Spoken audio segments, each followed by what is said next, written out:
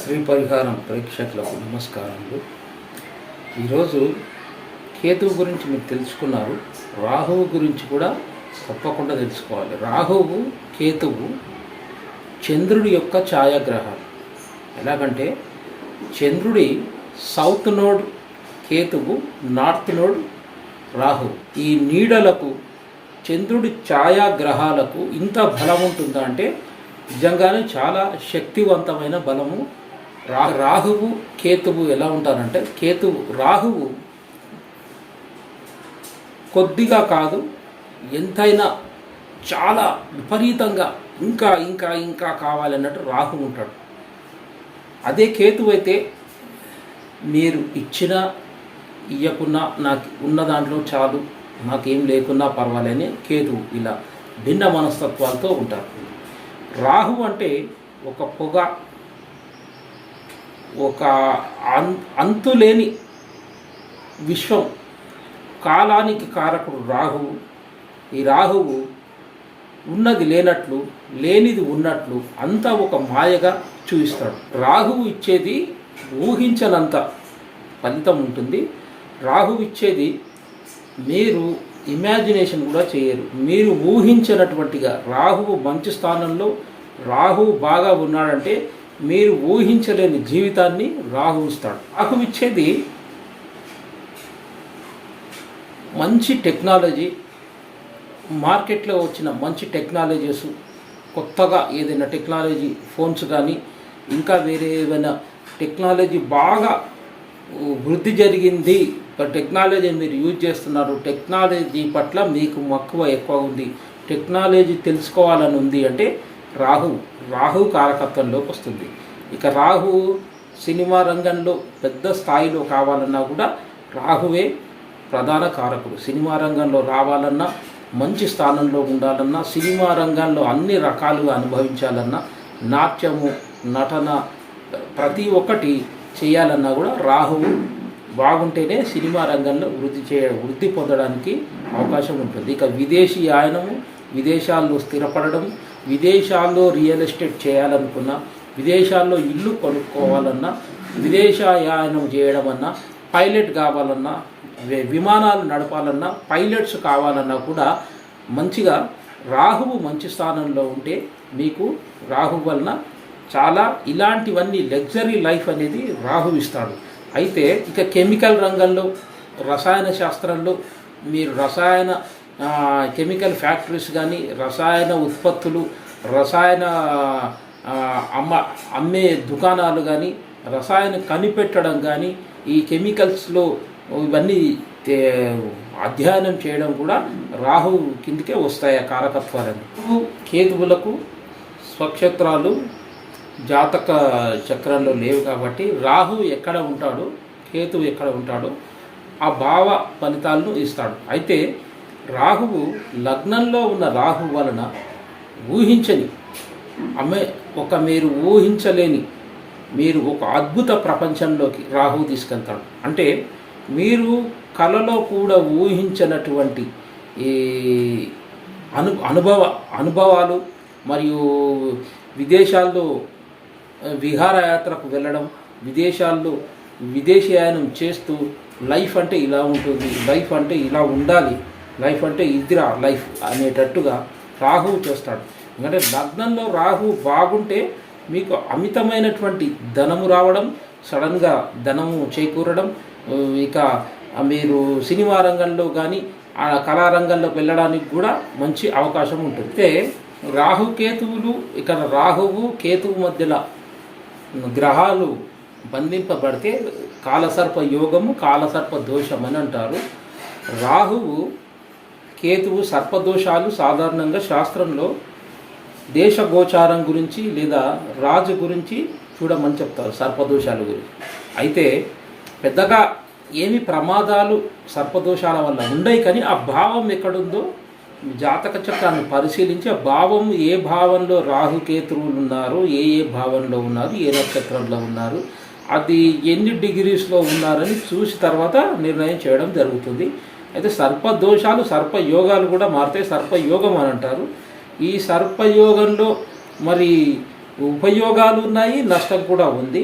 ఈ సాధారణంగా ఈ దేశ గోచారానికే ఇది అప్లై చేయమని శాస్త్రంలో చెప్తుంది. దేశ గోచారం చూడడం లేదా రాజు ప్రభు గోచ జన్మజాతకం పరిశీలన చేయాలంటే కూడా సర్పదోషాల వల్ల చూడాలని శాస్త్రం చెప్తుంది. ఇతరులకు గురించి ఏంటంటే వ్యక్తిగతంగా రాహువు ఏ స్థానంలో కేతు ఏ స్థానంలో చూసి చెప్పడం జరుగుతుంది. ఇది పెద్దగా ప్రమాదకరమైనది, సర్పదోషం అనేది పెద్ద ప్రమాదకరమైనది కాదు. రాహువు ద్వితీయ స్థానం ధనస్థానంలో ఉన్నట్లయితే విదేశాల్లో స్థిరపడడం, విదేశాల్లో రియల్ ఎస్టేట్ చేయడం, విదేశాల్లో ఇల్లు కట్టి అమ్మడం, విదేశాల్లో మీ ఆస్తులు పెంచుకోవడం, ఇలాంటివన్నీ ఇస్తాడు. అయితే సినిమా రంగంలోకి వస్తే ధనభావంలో రెండో ఇంట్లో రాహు మంచి స్థితిలో ఉన్నట్లయితే మీకు సినిమా రంగంలో అంచెలంచెలుగా మీరు ఎదుగుతూ ఉండాలని అనుకుంటే సడన్గా సినిమా రంగంలో మీకు అద్భుతమైన అవకాశాలు రావడం చేస్తాడు. సినిమా రంగంలో బాగా పేరు ప్రఖ్యాతలు రావడం, ఆ సినిమా రంగం ద్వారా కూడా బాగా డబ్బులు ఆర్జించడం అనేది రాహువు ద్వితీయంలో ఉన్న రాహు చేయడం జరుగుతుంది. ఇక తృతీయంలో రాహు ఉన్నట్లయితే తోబుట్టువులతో కానీ అన్నదమ్ములతో రాహువు మంచి స్థితిలో థర్డ్ హౌస్లో ఉన్నట్లయితే అన్నదమ్ములతో అక్కా చెల్లెళ్ళతో వీరు విదేశాయనం చేయడం, వారి సహాయ సహకారాలు ఉండడం, వీరి మధ్య ప్రేమ ఎక్కువగా ఉండడం అనేది జరుగుతుంది. ఇక రాహువు తృతీయంలో రాహువు పాడైపోయినట్లయితే ఆ అక్క చెల్లెళ్ళు అన్నదమ్ములతో మోసపోవడం, వారి ద్వారా వీరు చాలా ధన నష్టమయ్యి మానసిక వేదన పొందడం అనేది థర్డ్ హౌస్లో జరుగుతుంది. ఇంకా సిబ్లింగ్తో వీరి కనెక్టివిటీ చూపించేది ఏంటంటే రాహువు థర్డ్ హౌస్లో. మరి రాహు బాగున్నట్లయితే సిబ్లింగ్స్తోనే వీళ్ళు విదేశాలు వెళ్ళి బాగా డబ్బు ఆర్జించడం అంటూ జరుగుతుంది. ఒకవేళ రాహు పాడైనట్టు ఉంటే ఈ సిబ్లింగ్స్తో మోసపోయి ఈ అన్నదమ్ములతో అక్కజల్లతో బాగా బంధాలు వీరికి సరిపడవు, వారి ద్వారా మోసపోవడం అంటూ జరుగుతుంది.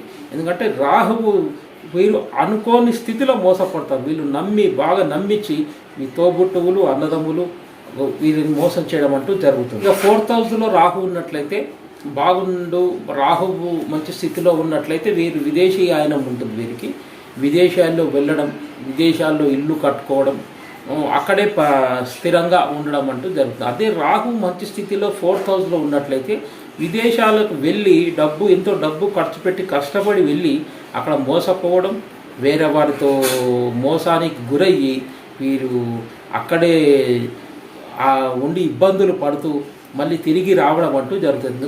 ఫోర్త్ హౌస్లో రాహు మంచి స్థితిలో ఉన్నాడా లేడా అనేది చూడాల్సి వస్తుంది.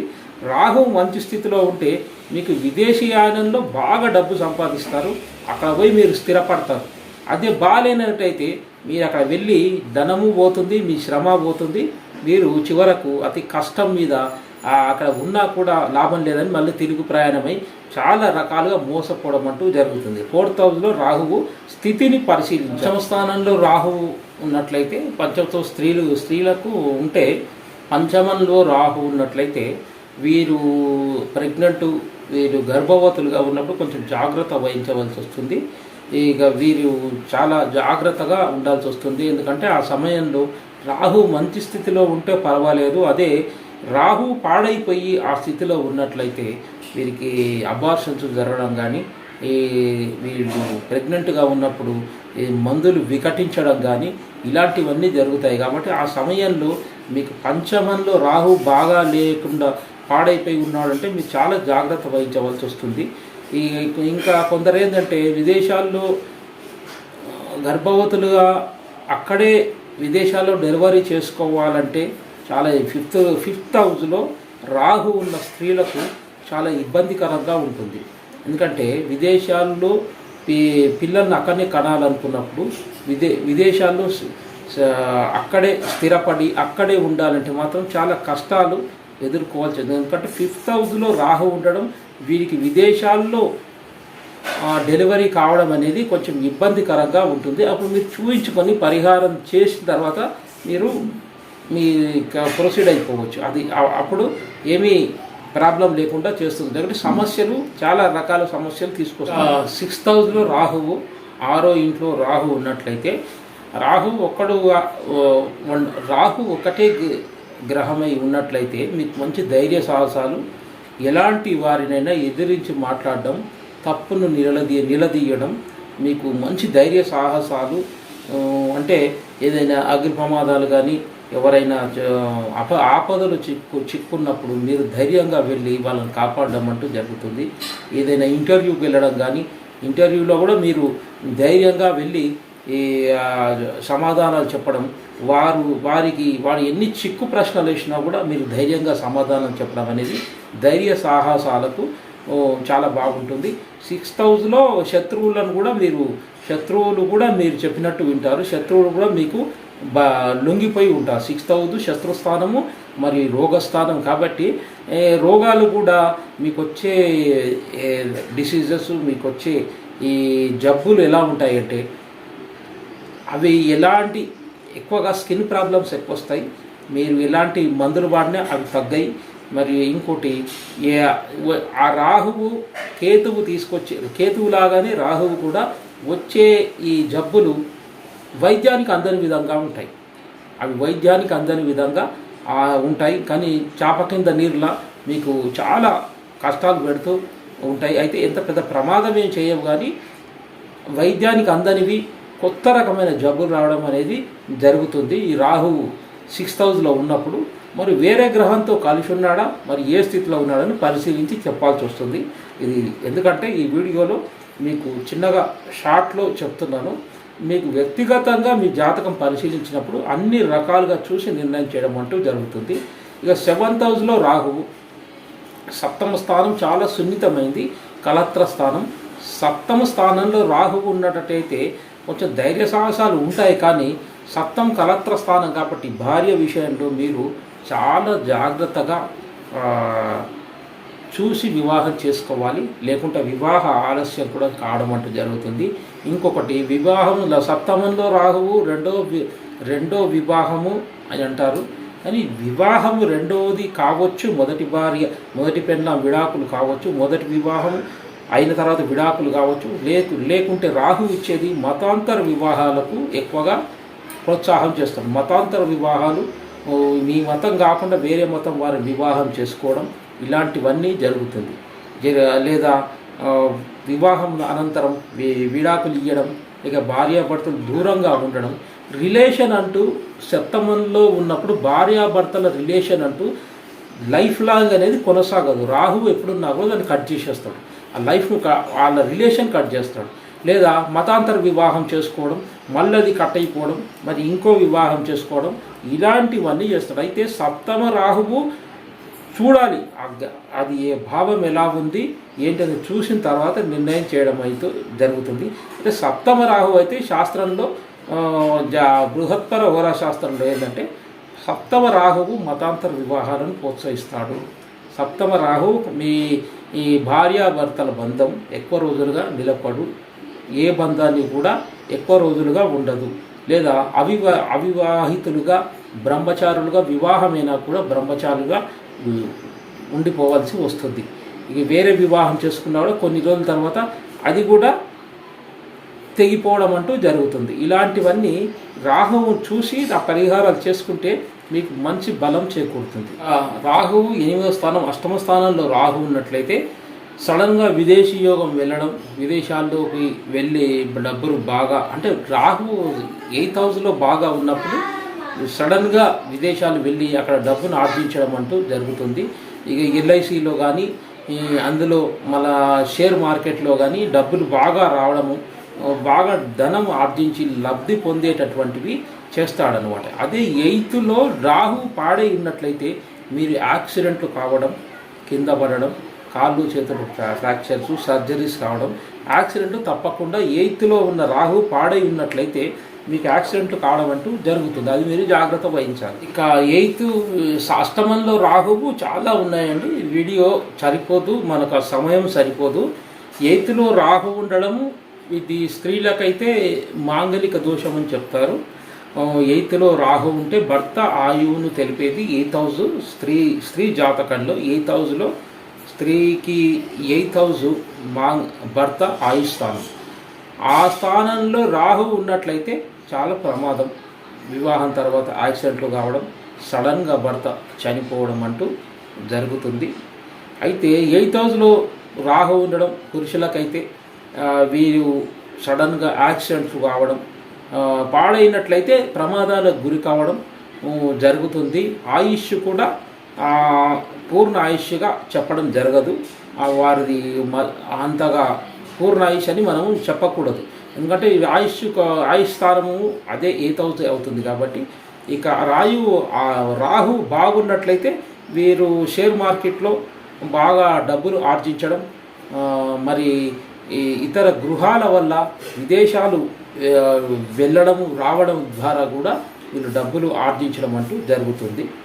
అదే రాహువు భాగ్యస్థానంలో ఉన్నట్లయితే, ఇక 9th హౌస్లో రాహువు ఉన్నట్లయితే వీరు ఎక్కువగా హేతువాదులుగా ఉండడం అంటూ జరుగుతుంది. దేవుని నమ్మకపోవడం, పూజలు పునస్కారం అంటే నమ్మకపోవడం, ఇక జ్యోతిష్యము, ఈ పూజలు మంత్రాలు తంత్రాలు అంటే ఇవన్నీ కొట్టిపారేయడం, జ్యోతిషం అంత అబద్ధం, దేవుడు లేడు అని హేతువాదులుగా వింత తర్కంతో వీళ్ళు ఉండడం అంటూ జరుగుతుంది. అయితే 9th హౌస్ అధిపతి ఎలా ఉన్నాడు, 9th హౌస్ అధిపతి ఏమైనా పాడయ్యాడా అవన్నీ పరిశీలించాలి.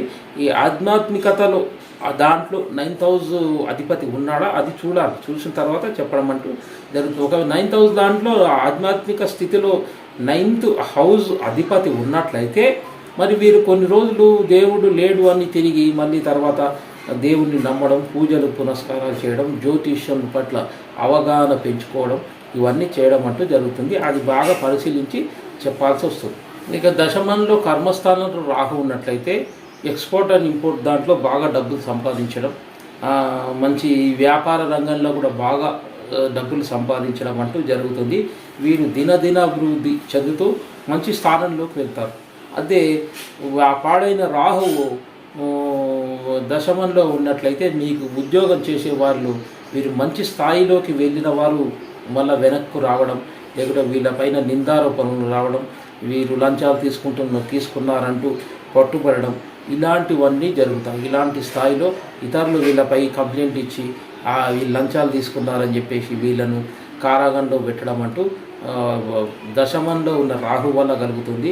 ఈ పాడైపోయిన రాహు వల్ల వీళ్ళు ఉద్యోగస్తులు ఇలా కావడము, వ్యాపారం చేసేవాళ్ళు మంచి స్థితిలో ఉన్నా కూడా పూర్తిగా అధమ స్థానానికి పోవడం, అంత అప్పుల పాలలో దివాలా తీయడం, ఏ వ్యాపారం పెట్టినా కలిసి రాకపోవడం అంటూ జరుగుతుంది. ఇది కూడా దశమ స్థానం కర్మస్థానాన్ని చూసినప్పుడు రాహు ఏ స్థితిలో ఎలా ఉన్నాడు చూసి నిర్ణయం చేయడం అంటూ జరుగుతుంది. మీకు చిన్నగా 2-3 ఒక భావానికి చాలా తక్కువగా చెప్తున్నాను.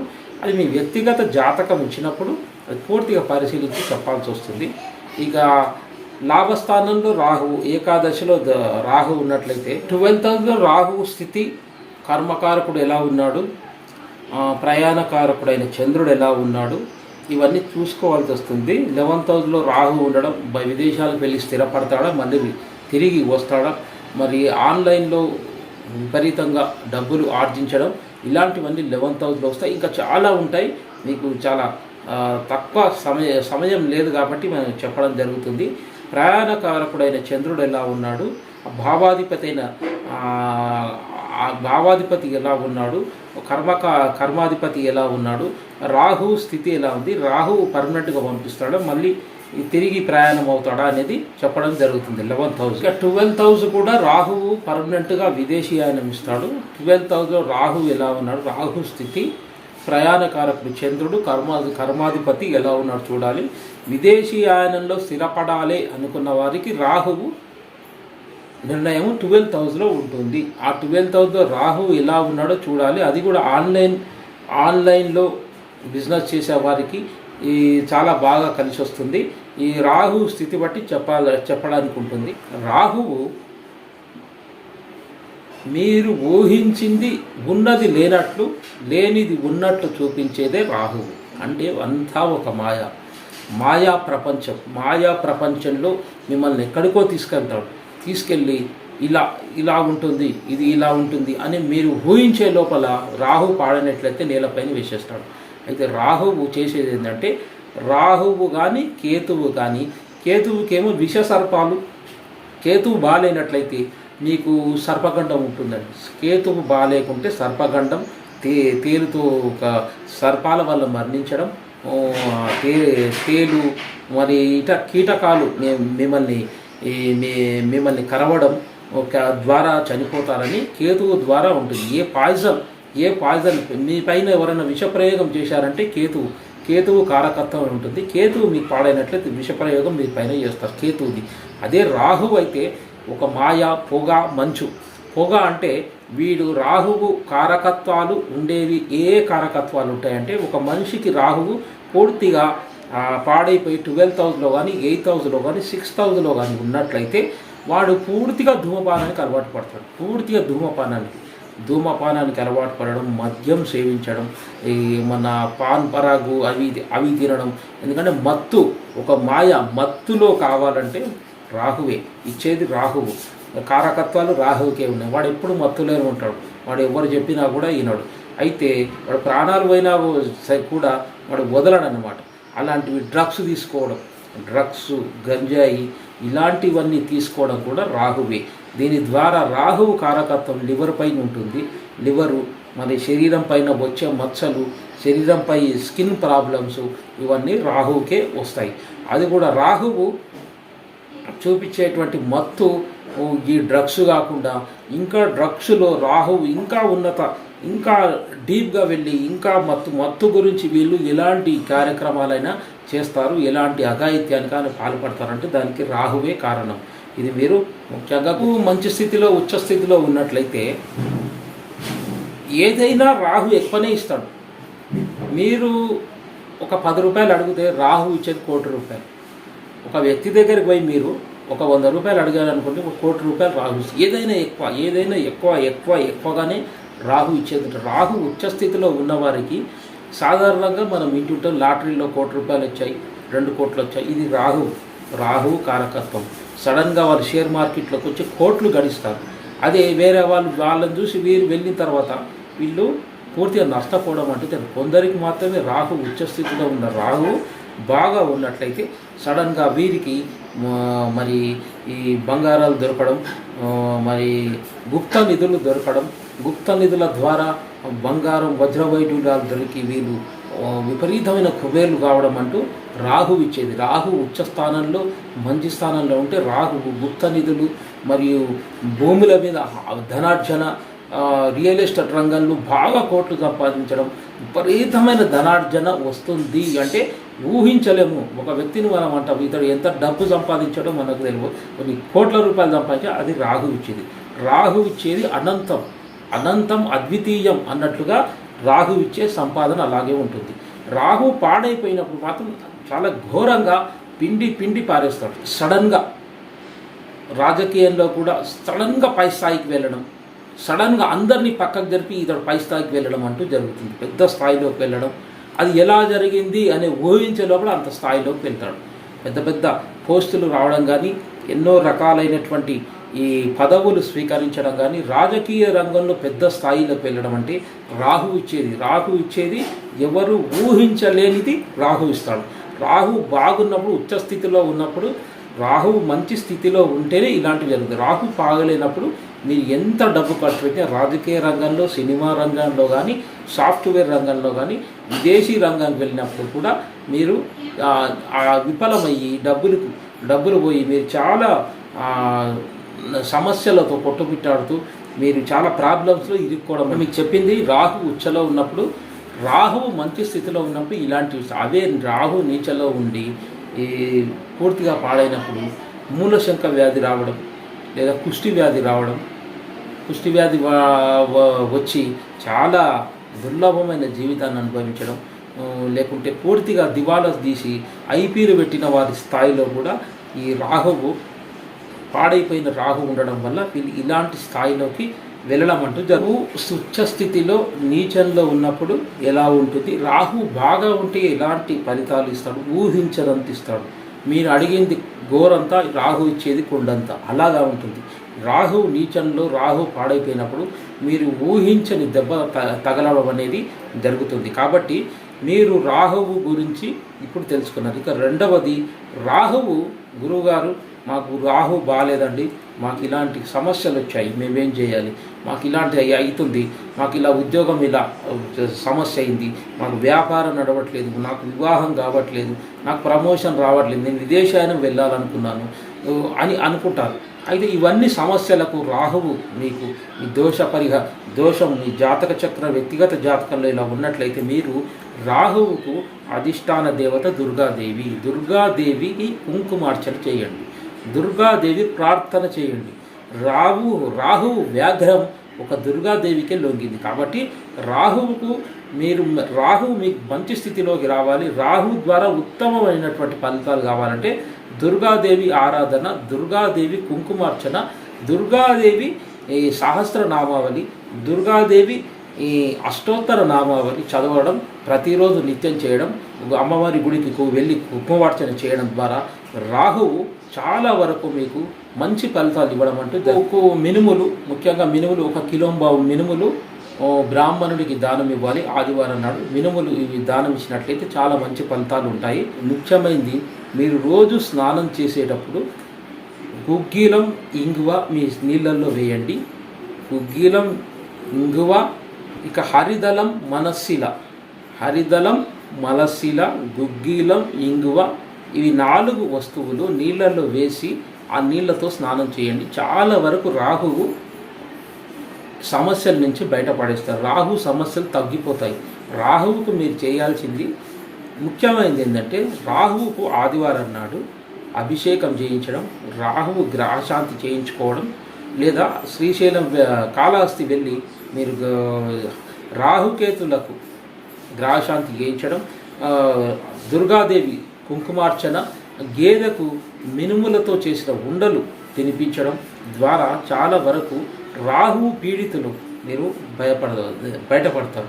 కాబట్టి రాహువు మీ స్థితిలో బాగుంటే మీరు ఊహించలేరు, అంత పెద్ద స్థితికి వెళ్తారు. బాగలేని వారు ఇలాంటివి చేసుకోండి. లేదా నా నెంబర్ స్క్రోలింగ్లో ఉంది కదండి, ఆ నెంబర్కు మీకు ఇలాంటి సమస్యలు ఉన్నట్లయితే ఆ నెంబర్ స్క్రోలింగ్లో ఉన్నది కదండి, ఆ నెంబర్కు మీరు కన్సల్టేషన్ తీసుకోండి. కన్సల్టేషన్ తీసుకున్నట్లయితే మీకు మీ వ్యక్తిగత జాతకం పరిశీలించి రాహువు ఏ స్థితిలో ఉన్నాడు, రాహువు ఎలా ఉన్నాడు, ఏ గ్రహంతో కలిసి ఉన్నాడు, రాహు ఒంటరిగా ఉంటేనే సాధారణంగా మంచి ఫలితాలు, లేదా వేరే గ్రహంతో కలిసి ఉన్నాడా, మరి ఎన్ని డిగ్రీల్లో ఉన్నాడో అవన్నీ పరిశీలించి చూడాల్సి వస్తుంది.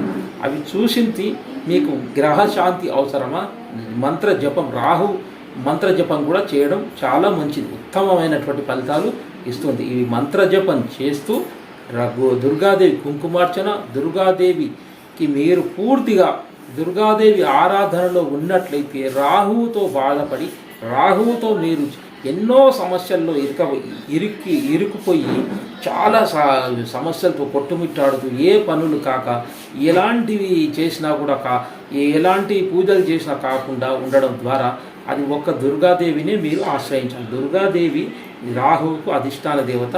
దుర్గాదేవి కుంకుమార్చన, రాహువు బీజమంత్ర పఠనం రోజు ఒక 500 సార్లు చేయండి. రాహు 18,000 సార్లు రాహు మంత్ర బీజాక్షర మంత్రాలు 18,000 ఉంటాయి. రోజు 500 మీరు జపం చేసినట్లయితే చాలా మంచి ఫలితాలు ఉంటాయి.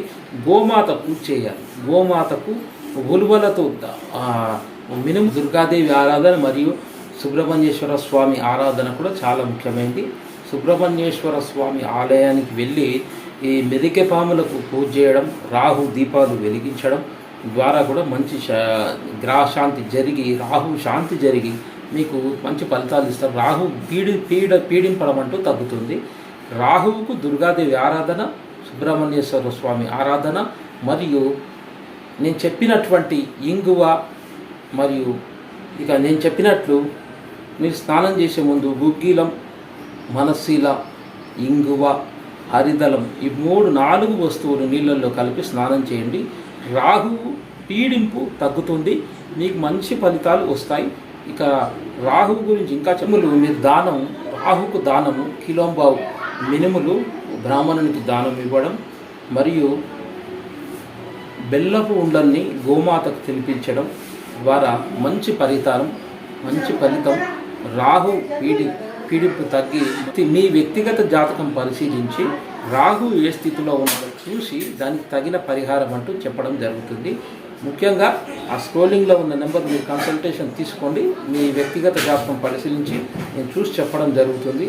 రాహువు ఇలాంటి సమస్యలు తీసుకొచ్చినట్లయితే దుర్గాదేవి ఆరాధన, మినుములు దానం ఇవ్వడం, రాహువు బీజాక్షర మంత్రజపం చేయడం ఇవి చాలా ముఖ్యమైనది. ఇంకా మీకు సమస్యలు ఉన్నట్టయితే నాకు వచ్చి కన్సల్టేషన్ తీసుకోండి. రాహు ఇలాంటి బాధలు కాకుండా నేను చెప్పింది తక్కువ కానీ చాలా ఇంకా ఉంటాయి. కాబట్టి మీరు ఈ వీడియో ద్వారా మీకు రాహువు వల్ల మీరు ఎలాంటి బాధలు అనుభవిస్తున్నారనేది, ఎలాంటి బాధలు అనుభవించబోతారనేది కూడా చెప్పడం జరిగింది. సర్వే జన సుఖినో భవంతు.